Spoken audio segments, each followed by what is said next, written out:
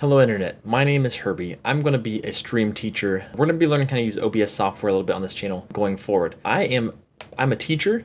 I also like to stream on Twitch quite often. So what I want to be able to do is to be able to give you guys the opportunity, the knowledge, the know-how to run your first streams, to get into Twitch. Twitch is still a booming business from what I can tell. A lot of people are still jumping into it. There's a lot of really interesting ways that you can get into it and get started, that you can choose anything that you want. You can get into gaming, you can do it with arts and crafts, you can do it with drawing.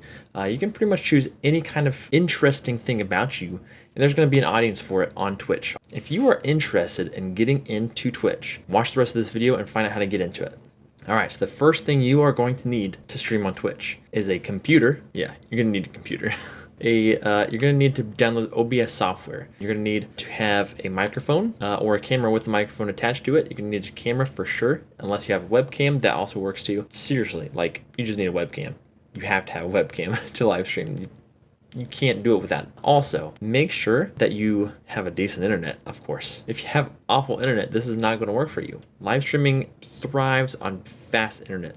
And if you don't have fast internet, it's not going to work. So make sure that you go to OBS, download that software for whatever machine you've got, and go ahead and run it for the first time. And it's going to look a little bit like this.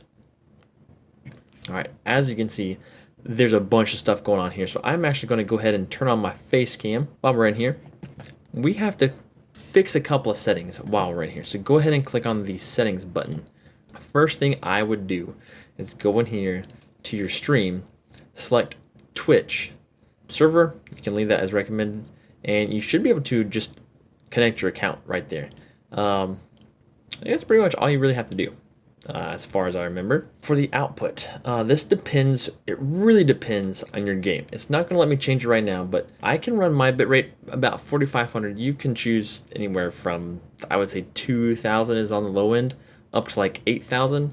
Just know the higher that you set that number, the harder your computer's going to have to work, and the harder the other person's computer, whoever is watching you, is going to have to work as well. So pay attention to that. You want it about 4,000, 3,500, somewhere around there. There's a bunch of numbers. I'm not an expert on that. I just picked 4,500. If I'm wrong, please tell me. But 4,500 is pretty close to it. Audio bitrate, I will leave that as high as possible to get your audio nice and crisp and clear. I don't have the best top line microphone. I got a really good USB microphone though. So my voice might sound better than if you're using your phone, or if you're using just your webcam or your microphone on your laptop. This is going to sound a lot better than what you're going to get. Mine is about $150 microphone, USB microphone. You can get things that are over $1,000. This one guy, Harris Heller, watches streams. Please. He has so much good information. Way better than what I'm sharing here. This is just me. Harris Heller's microphone is like a Blue Kiwi. It's like a $3,000 microphone. So if you want to go that route, if you want to spend that money, go for it. I did not. Also, you can also record. That's how I'm recording this video right now for YouTube. You can just click the start recording instead of start streaming button, and that also works. Under audio, make sure that you choose whatever you want your audio to come through for your desktop audio. For me, I've actually got mine set up a little bit differently. I've got my desktop audio as my Siren X, as my microphone has a built-in output in it. So I'm using that as my output.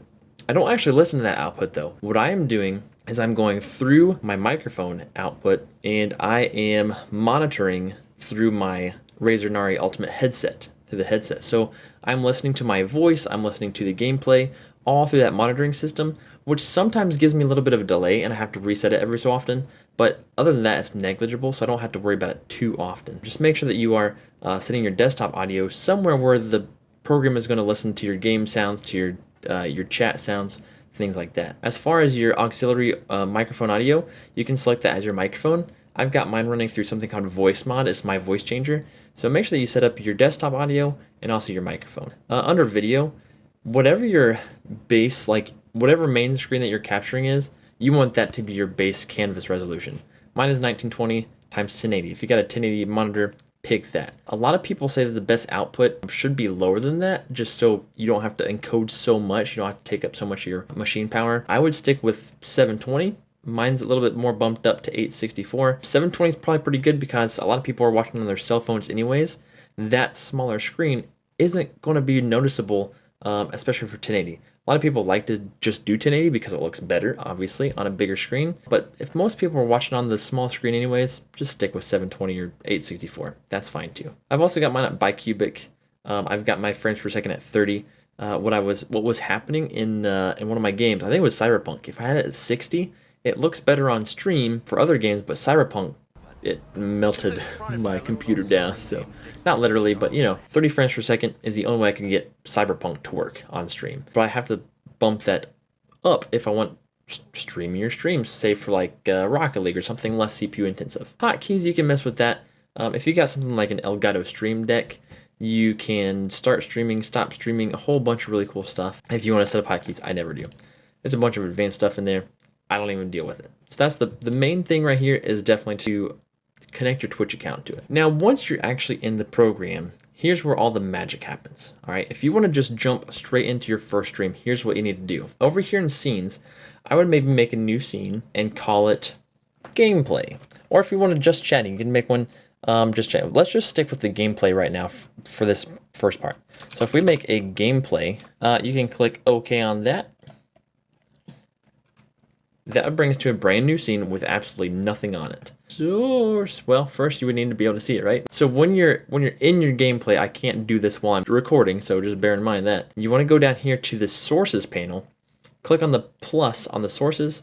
You're going to go to display capture if you want to capture the entire display of your entire monitor. That's what you're looking at here. That's why everything, is like recursions all the way back to infinity and beyond. I'm doing a full screen capture. So everything you see on my screen is what's on the picture there. Display capture, game capture is where you're going to capture all of your games. If you click here, let's say we want to play Rocket League or something like that. We could create a new thing called Rocket League. Click OK. And from here, you can choose any full screen application. What I usually do is I go down to capture a specific window. And when that window is open, it'll pop in right there. It'll say Rocket League or Cyberpunk or whatever other game that you are planning on playing.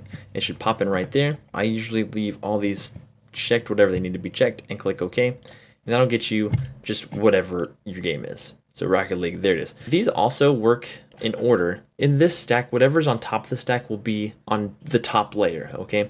So like if I have my display capture and I put that above my Sony camera, now my camera's still working, it's just behind the display capture.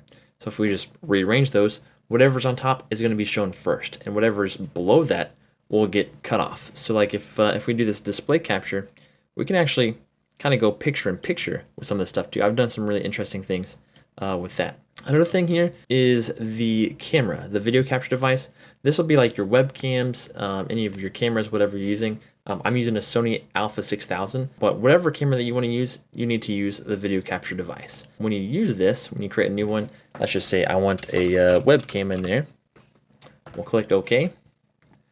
From here, it's going to go ahead and pull up that camera, whatever you got. You can use whatever cameras you want. That's pretty much it. There are 1,000 different things you could configure on these, but for the most part, as long as you pick your camera, whichever one you want, it'll probably work. So I'm already using that. So also another thing to think about with your webcam is if you see these green bars right here, if I press Alt on my keyboard, I can actually maximize that to the full wide range of that picture. If you just want to crop it so a certain section of your face goes in, you press Alt on your keyboard, and you can just drag and drop those sidebars until you get exactly what you want to see on that source. And that works for any sources. Even on this this full screen webcam, I can use any source that I want to, and I can chop them down, shrink them to exactly what I want to see. The Alt key is a very, very handy tool for manipulating your sources and only showing what you want to show. That's pretty much it. Once you have everything set up on your stream the way you got your face cam is set up, you've got either your screen or your game capture set up. And then what you can do is make sure that you go to Twitch first. So let's just go to Twitch real quick. And in Twitch, what you can do in here is go to your creator dashboard. Make sure that you edit your stream info, all right? This stream info in here, you can put in your own title. This go live notification is whatever your followers will see. Whenever they get the notification that you were live, that's what's going to pop up. Also, be sure to change your category. If you're playing Rocket League and your category says Cyberpunk, people are going to be confused. So make sure that you always update that. You can change it to subscribers only. I would not do that because then only subscribers are going to watch you. If you're like me and you've only got 3 subscribers, nobody's going to watch you. All right. So make sure that you leave that on everyone. Unless it's something super special and you wanted to have it in there, that's fine. But for the most part, I wouldn't ever change my audience. Be sure to include tags. There's a ton of tags in here that you can choose from. I stick with family friendly just because I like to keep a family friendly stream. So it's up to you guys. Also English. Be sure that you choose your native language because that is going to be very important. Once you've got everything set up, you are ready to stream. All you need to do is go down and press that start streaming button and you'll be live for the world to see. Be sure to share this on your Facebook page, on your Twitter, on your Instagram, anywhere that you have social media presence already. Go ahead and share that and get as many followers as you can to start off with. The more followers that you can start off with, the better, I promise. Because Twitch isn't geared for social media discoverability. It's just not. Let's face it.